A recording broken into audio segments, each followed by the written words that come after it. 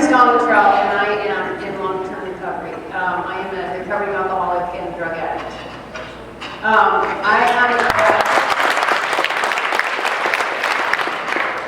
I haven't had a drink or a drug since February 10th, 2011. And that is a miracle.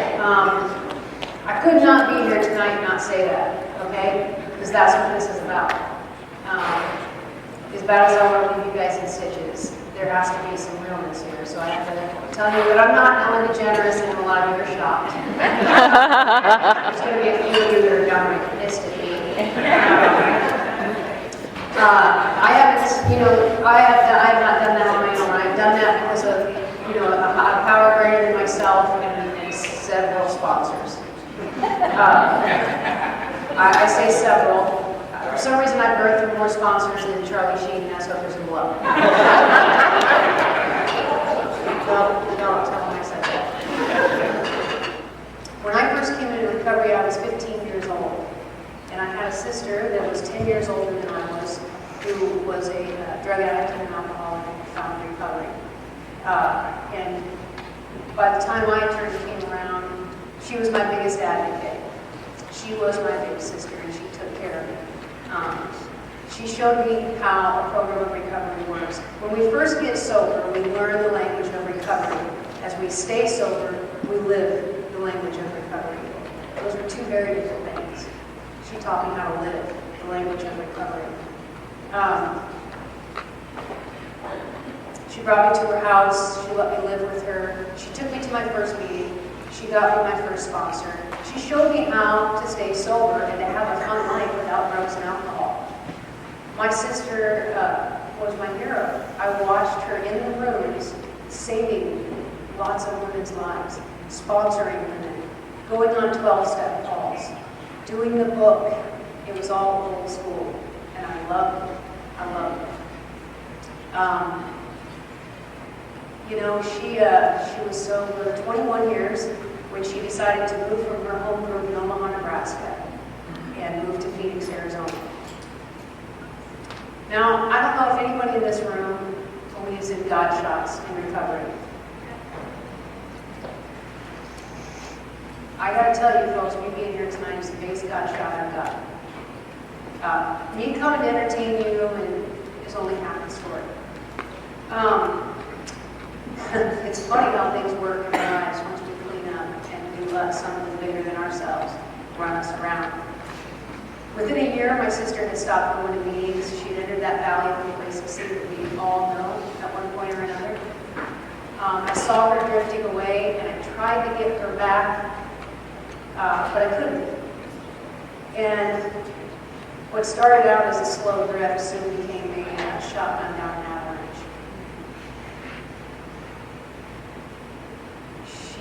7 years and 2 months ago, my sister checked into a hotel here in Phoenix, Arizona, and ended her life.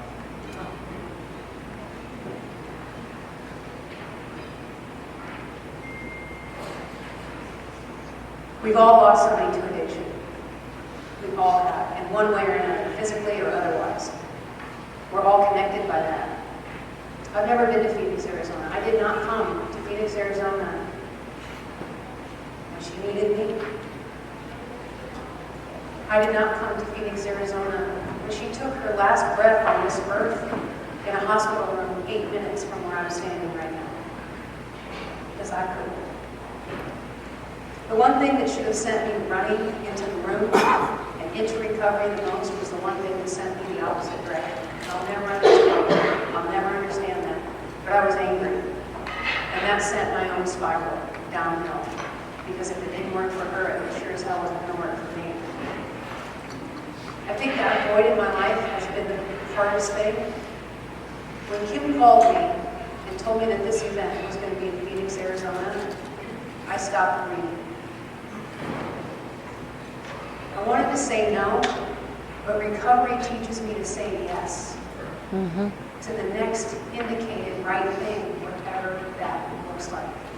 And I had to make a really hard decision about coming to Phoenix, Arizona. I hated this city. I felt like this city took her away from me and let her down. But the truth is, she walked away from what she knew. Because sometimes we do. I know I have another out in me, and I know I don't have another in. She didn't have another in. And it's been a process for me, and I gotta say, when that plane touched down on that tarmac, a lot of that came up for me. I had to come a couple days early to get my head around, looking around the city that she loved so much, wishing she could have met one of you, that she could have been in a room with you, in a meeting with you, sponsored by you. All those what-ifs came right there to me. But you know what? It doesn't matter, because it is what it is. And it was my teaching tool. My sister's favorite quote was, "Never give up before the miracle happens." Just because that path didn't work for her doesn't mean it can't work for me. And I'm not going to give up before the miracle happens. You know, I know she was here. What are the chances out of 50 states in the United States that the one time I say I will show up as Ellen DeGeneres somewhere?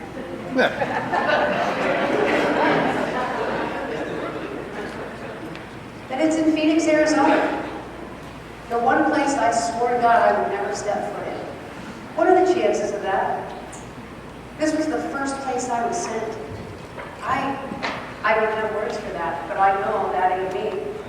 That is what we call a God shot, and I was brought here because I don't just need to tell my story. I need to tell her story, and now her story is part of my story.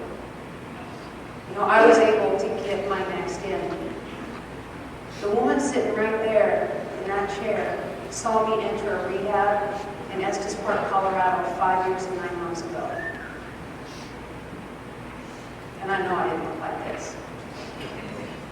Thank you for saving my life.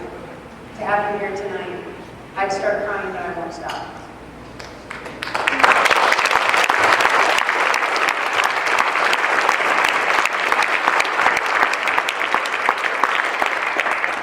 In that treatment center, that counselor came in that room, and there was 25 of us women, and she said, only 2 of you in this group's going to make it. And I damn well sure wasn't putting my money on me at all. She was right. 2 of us made it. The rest of those women either relapsed or committed suicide. You know, this disease is taking people, and it's taking people every single day, and I don't give 2 shits what the Surgeon General says.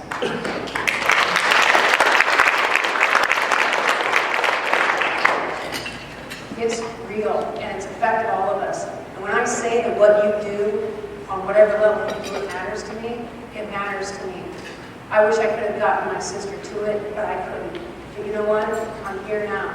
I have never heard at that point of anyone relapsing with double-digit sobriety. That was a rude awakening for me. And the rude awakening was that it's not time that keeps me further from that first drink. It's work. It's the work.